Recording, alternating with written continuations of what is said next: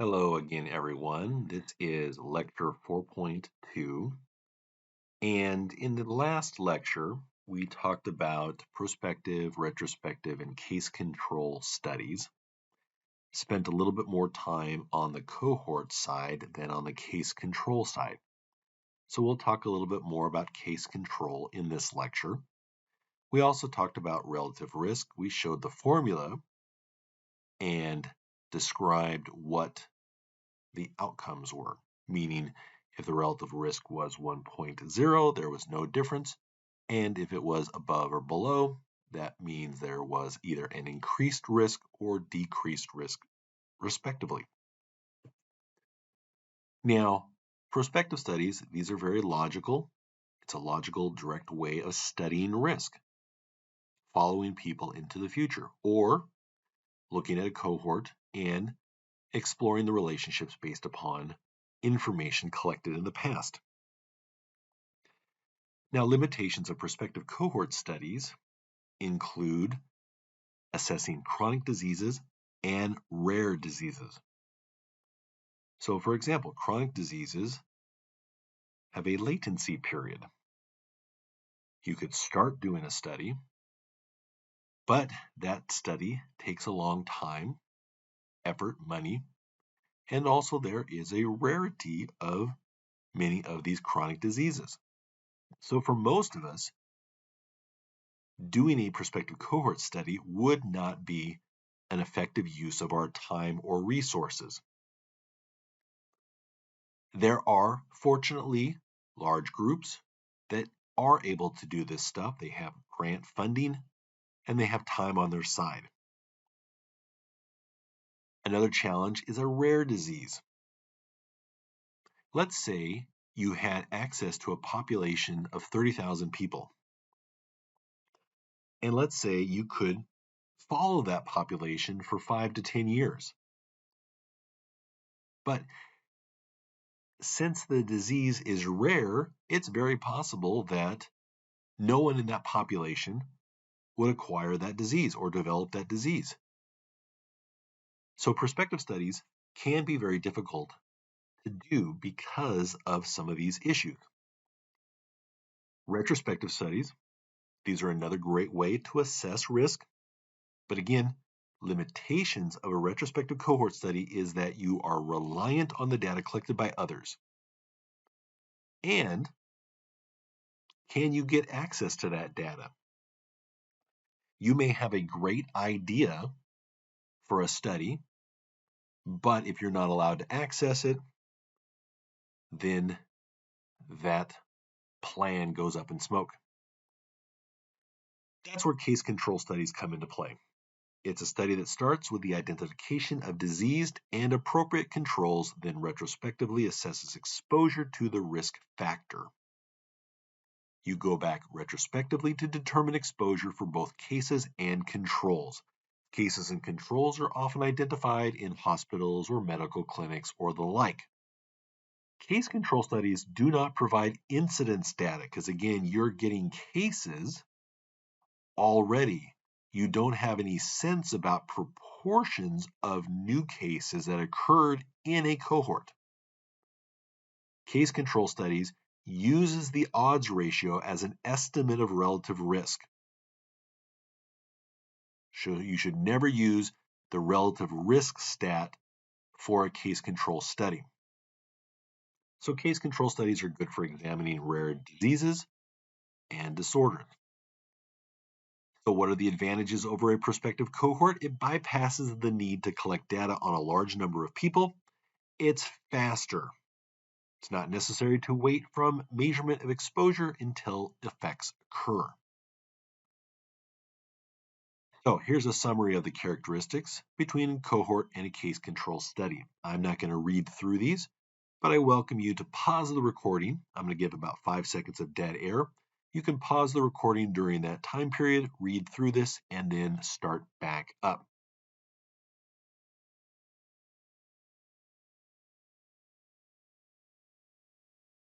Okay, we'll continue on. Here is comparison between a retrospective cohort and a case control. Now, again, both of these have a historical component to them. But key differences are that you are looking at a cohort with the retrospective study. You're able to get a sense of incidence, and you look at those predictor variables that were measured in the past. In a case control study, you've got the cases, you've got the controls, you have no idea about incidence. You go back in time to look at predictor variables that were collected or gathered already, and you look to see if they were associated with a greater risk of injury or disease. So here again is a figure looking at the cases and controls. We're in the present, we've got our cases, we've got our controls, we go back to the past to see what we can figure out about risk factors. Here's a good example of a case control study. This is all made up information, but let's say you worked with new recruits for any branch of the military. And this one, it is looking at all military recruits, but we'll look at an example in just a bit where you might have people from one type of setting, like a hospital setting, and then someplace that has similar population, but they fall outside of that hospital setting. In this case, these are all individuals that were recruits. These are female recruits. And why couldn't you do this study, or why wouldn't you want to do this study? Well, the key to this one is looking at smoking as a risk factor. You would not want to have new recruits start a smoking habit and then put them through basic training or whatever form of training you're putting them through to see if stress fractures then develop. That would be unethical. Instead, though, if somebody already had a smoking habit, what you could do is you could look at your cases and your controls, and you could go back and look to see what the proportions were. And in this case, a vast majority of the individuals that developed a stress fracture were smokers. We also see that there were some people who smoked in the group here that didn't develop a stress fracture. And that would suggest that smoking is a risk factor, but maybe there is another component to it. Here's the example I was talking about where you're looking at familial predisposition towards tearing the anterior cruciate ligament. And in this particular study, what they had were findings that if you had had prior family members that had torn their anterior cruciate ligament, you were at a greater risk of tearing your anterior cruciate ligament. So you had your case group. The 757 case patients were selected from patients undergoing treatment for an ACL tear at the Western Ontario campus. So there is the medical side. The control group were 636 control subjects who were recruited from University of Western Ontario varsity teams, the Department of Kinesiology, and the Fowler Kennedy Sport Medicine Clinic, secondary schools, etc., etc. The single inclusion criterion for the control group was no injury to the ACL. So they were getting individuals who were similar to those who had the ACL injury, but they were collecting them from outside or from a different environment than where the cases were identified. What's really nice about this study is they put in information that would allow you to do a 2x2 table or pull that data out and determine the odds ratio, double check their work. So what they're showing here is that The exposure, meaning yes, they had family history or no, they did not have family history. In the cases, meaning the people that had an ACL tear, there were 53 in that group and 118 in this, whereas there were 33 and 138 in the next group. And that's how you could then enter in that data into a 2x2 table into OpenEpi. And we'll see OpenEpi coming up very soon. Table 5, same thing, frequency of having a first-degree relative with an ACL tear for the case group and the control group. So again, when controlling for subject age and the number of relatives, participants with ACL ligament tear were twice as likely to have a relative with an anterior cruciate ligament tear compared to participants without an anterior cruciate ligament tear. When the analysis was limited to only first-degree relatives, participants with an ACL ligament tear were slightly greater than twice as likely to have a first-degree relative with an ACL tear compared to participants without an anterior cruciate ligament tear. So conclusion-wise, the authors wrote, the results of this present study suggest that patients with ACL tears are twice as likely to have a relative with an ACL tear. These findings are consistent with the hypothesis is that there is a familial predisposition. So that's interesting. If a parent had an ACL tear, would you then take a look at that child who's playing sports and want to do some sort of intervention? Could an intervention help to reduce that risk of ACL tear? So looking at designing case control studies, things to think about are selecting the cases, the controls, and measuring exposure. Case control studies should include all the new cases or a representative sample of all the cases that arise in a defined population. So an example given in your book is a study looking at helmet use and head injury in Norway. So helmet use while doing skiing or snowboarding. And so what they were able to do is they looked at, or they accessed all the skiers and snowboarders from 8 major resorts in Norway, and this represented about 55% of all ski runs in Norway. Now, selecting cases. Sometimes cases are selected from hospitals and referral centers where uncommon diseases might be found. So it can be convenient to select cases from some groups.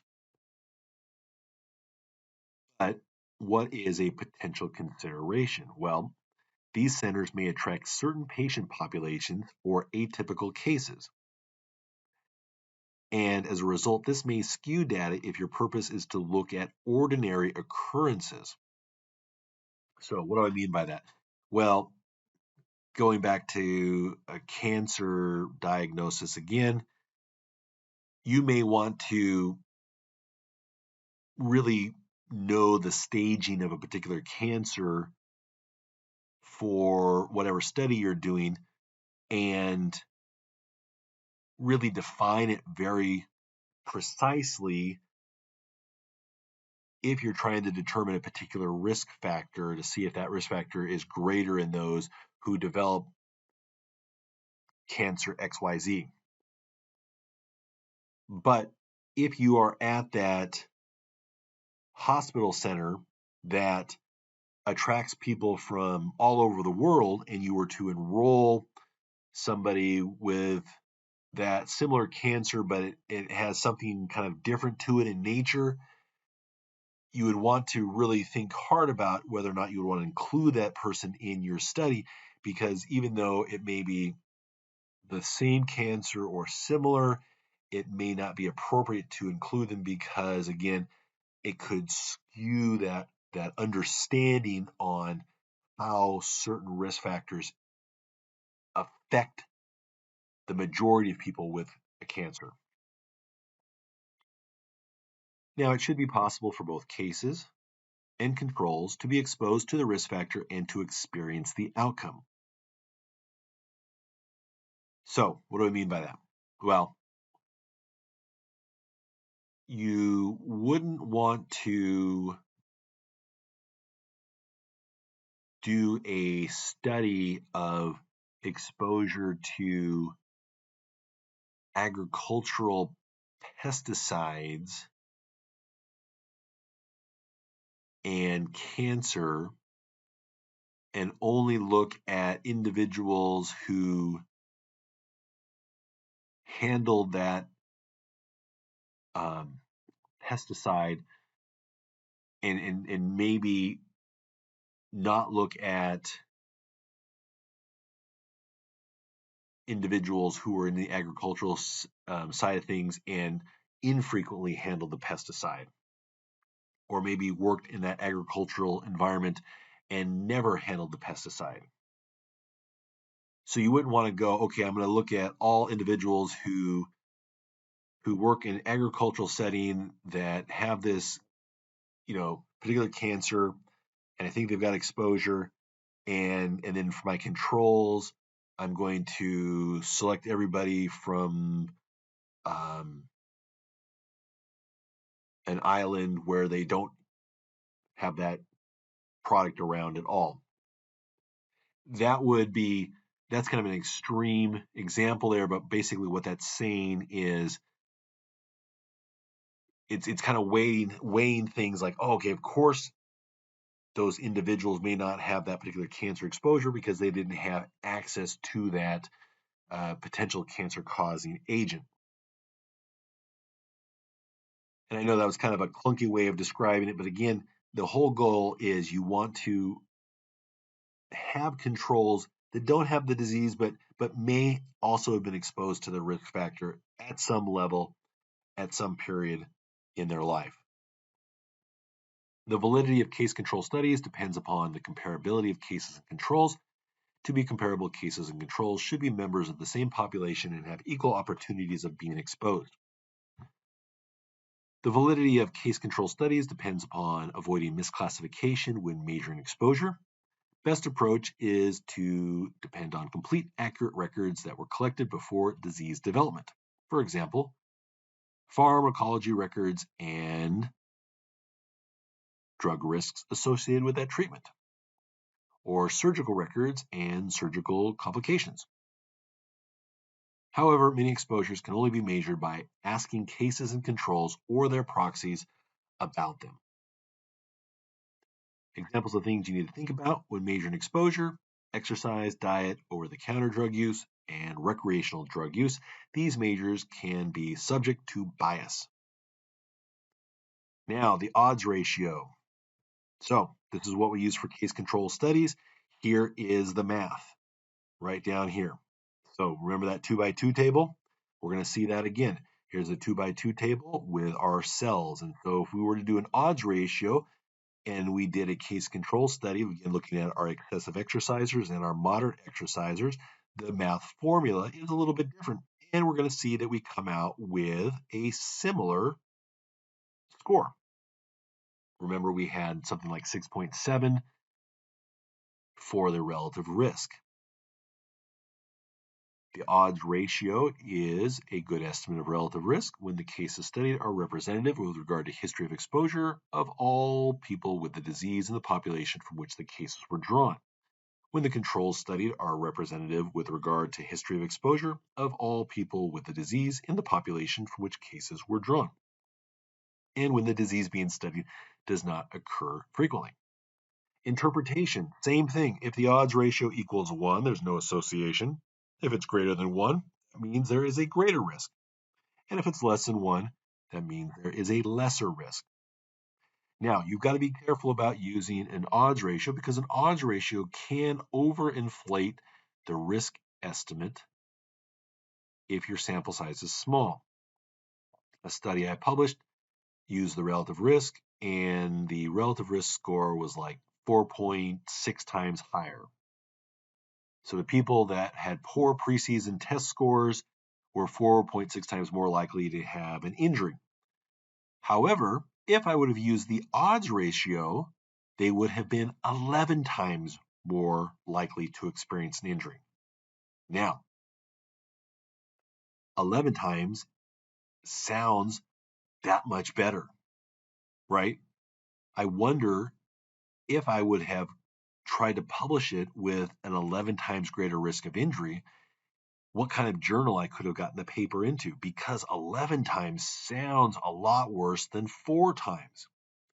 The key is how the math is calculated, and again, the odds ratio is an estimation of relative risk.